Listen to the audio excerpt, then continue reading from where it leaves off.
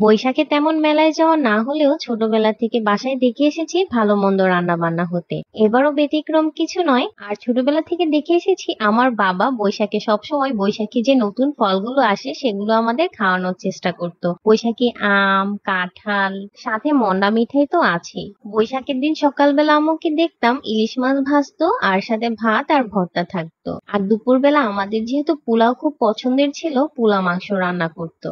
এবারও আম্মু বলেছিল দুপুরবেলা পোলাও মাংস রান্নার কথা, কিন্তু আমি তাকে বলেছিলাম না, আজকে বাঙালিয়ানা সব খাবার দাবারই দুপুরবেলা খাবো। এখন আর ছোটবেলার আমিটি নেই যে পোলাও মাংস না রান্না করলে কান্নাকাটি বসিয়ে দিব। এইদিকে কথা বলতে বলতে আমার বেগুন আর ইলিশটা মাখানো হয়ে গেছে, এখন ভেজে নিব।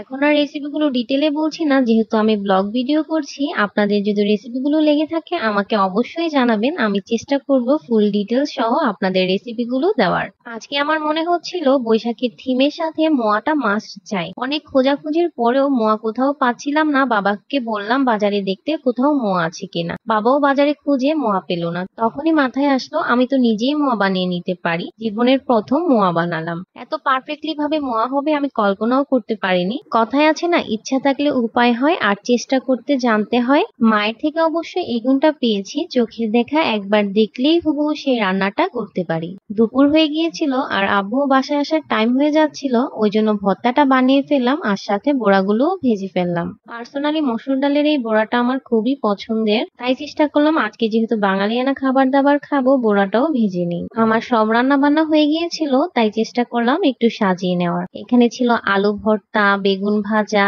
মসুরের ডাল, ইলিশ মাছ ভাজা, পান্তা ভাত, গরম ভাতও ছিল। আরো ছিল এখানে নানা ধরনের নিমকি, পিঠা, মোয়া, বড়া।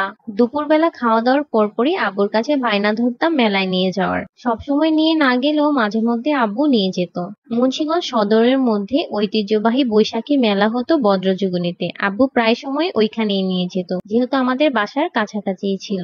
দুপুরবেলা খাওয়া দাওয়া করার একটু পরেই দেখি আকাশে কালো মেঘ ছেয়েছে আর বাতাস হচ্ছে বৈশাখীর ঝড় নামবে মনে হচ্ছে। বাতাসের নিচে টুপুর টাপুর আম পড়ছিল। দৌড়ে চলে গেলাম আম কুড়ানোর জন্য। আম কুড়াতে কুড়াতে দুই এক ফোঁটা বৃষ্টি পড়ে গেল। তারপর দৌড়ে বাসায় চলে এলাম। বাসায় এসে দেখি ঝুম বৃষ্টি। বছরের প্রথম দিনে এত বৃষ্টি! প্রায় 1 ঘন্টার মতো বৃষ্টিই হলো। বৃষ্টির পর অবশ্য রোদও উঠেছিল।